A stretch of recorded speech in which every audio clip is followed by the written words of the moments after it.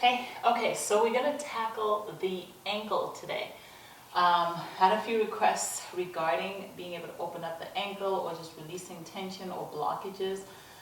If you're struggling with coming down into a squat or issues when you're running, things like that, your ankle needs to be able to be flexible enough but still rigid enough to be able to be that force absorption, in particular when your heel contacts the ground, and also a stabilizer, right? So it needs to be able to rotate. Remember the quiz I put on yesterday regarding rotation? So the ankle needs to be able to rotate in order for it to move forward, for the shin bone to move forward in relation to the foot. So if you notice um, the way your foot is designed, right? So there's this almost like a slope coming towards your big toe. So that in and of itself just shows you that the surface of the foot isn't linear, it's not flat, so you're not going to get true flexion and extension essentially, right? So there's going to be an aspect of rotation, curvature as it moves from side to side to allow for that flexion and extension of the foot. Okay, so we'll just start off with some general warm-ups. So start off with closed chain cars. So meaning that we're going to keep the foot planted to the ground. It's not going to be freely moving. Closed chain meaning that we've closed the joint in question from being able to move freely in space. And what we're going to do is we're going to take the shin and we're going to just rotate it around the ankle essentially. So that's the concept in general. So just get onto a high lunge, if you will, and just start off by just palming above your knee. And what we're going to do is come forward into flexion as much as you can, making sure that your heel does not lift off the ground. From that motion, just scrape that shin around, making sure that now the outside of your foot doesn't leave the ground. And from that point, start to lean back. Okay. And as you lean back, start to go towards the other side, making sure that this time the big toe doesn't lift off the ground.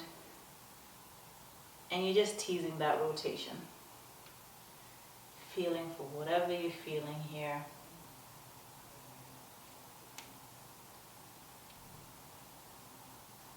So in areas where you may feel stuck, you may want to just kind of rotate back and forth there. And you can even do little small axial rotations in certain areas that you want to open up more. So you can go for a few reps of those. Let's say about 10 to 15, or just till you feel like you've got it down pat. And then the next one we're going to do it open chain. So open chain, meaning that the foot is now free to move in space and is not blocked, which is the typical warm-up that we do in the cars routine. So now here, I find that when I do it closed chain, I have a little bit more control now when I do it open chain. It just moves freely. It doesn't move very jagged compared to when I do it freely from the get-go. So just going through that range of motion, working on that ankle, really working on the outer edges, making sure that you are contracting the muscles actively as you go through that. Okay? Now the next thing we want to do, it's almost going to be like a self-massage, so to speak. So I just want you to grab your leg, put it across, grab your left leg, put it across your left thigh. And what you're looking to do now here, I'll sit this way just so you can see. So essentially here we want to be able to create space in between our toes, right, all around. So you're not going to be moving anything per se, so you're just going to be grabbing, right, this way, it's better. So you're grabbing in between the pinky toe and that fourth toe, that space right in between there, you're just going to sink your fingers there. And all you're going to do is hook and pull forward. So you're just creating this twisting motion. And you can do it general as well. Creating this twisting motion along your foot. Just looking for that movement and that space. Now depending on how tight you were, like the first time I did that, it actually popped. So just cavitation is normal as well if your bones were just kind of stuck, the joint was stuck in a certain area there. So it's great to just bring motion, and then you can do that in the opposite direction as well. So just really trying to rotate, bring the pinky toes up, twisting that foot, and just following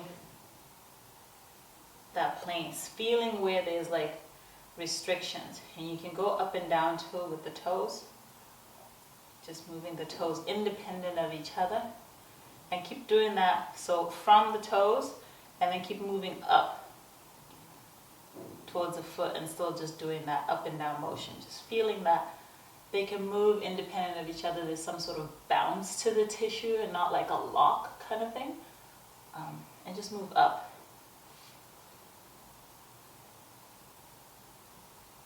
Okay. Right. Ironing that out. Rinse that off with the squeeze. Really rotate. And then here, you're just going to move. Try and get it as passive as possible without you actually doing the motions. So you want your right arm to be doing all the work and just letting your foot almost be like dead weight. So essentially like what a massage therapist or a manual therapist would be doing to you, trying to get it as fluid as possible, and just shake that.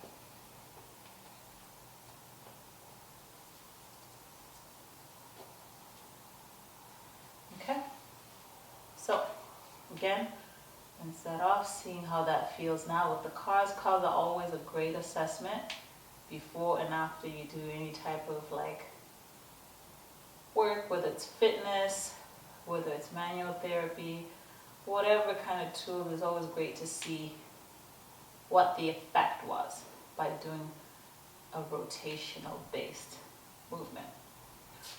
So sitting back in a stretch, just elongating, allowing the top of that foot to just open up is also a great thing to do. It just allows for that space to just, those tissues just elongate. And you can just rotate the foot back and forth just to target different areas.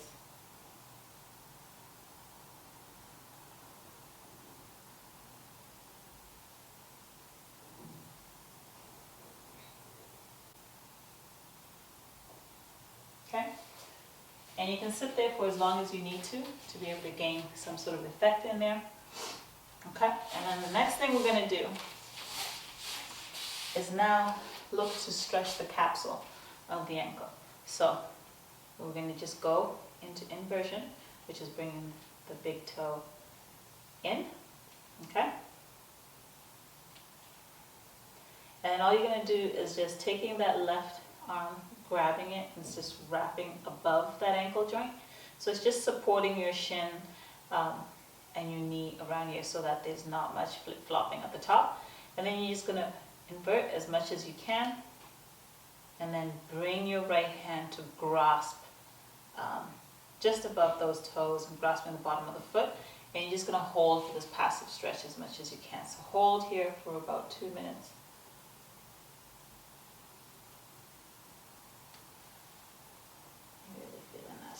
I like that hold up here, just so I can have clearance for my foot to point down as well. Now after 2 minutes, what you're going to do is you're going to kick your foot this way, as if you're trying to come out of that stretch. So you're kicking into your hand, and your hand is not allowing that foot to move, so it's an isometric contraction. Really feel the side of that foot deep in here, contracting. Really feel that, feel that. Contract, contract, contract. As much as you can. Go, go, go. Hold your greatest effort for about 15 seconds. Then after that, I want you to contract, coming deeper into the stretch, so coming even more towards, so you're firing up everything on this side, trying to bring the big toe even more towards your midline. Firing, firing, firing. It's really fighting to come towards me as much as you can. Hold your greatest effort for 15 seconds. Take your hand to meet it there. Relax and pull yourself even deeper into that stretch. And you're just going to relax and hold.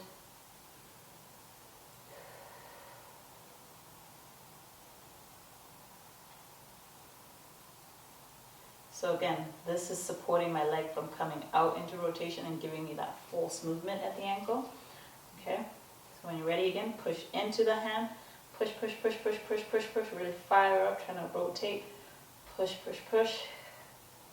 much as you can. Hold that.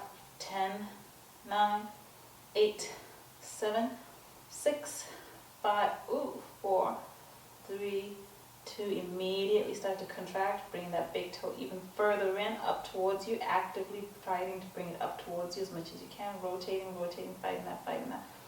Hold that for 10, 9, 8, 7, 6, 5, 4, 3, 2. Immediately grab your hand, have it meet you there, and pull you even deeper into that capsule stretch, making sure that it really is focused on that ankle. You're feeling that stretch on that ankle. So if you need to adjust something, maybe you're not really feeling it, or you're feeling it elsewhere, just really adjust and make those cues, like I said, just lead to the ankle. And after you've done a couple of cycles of those, just release.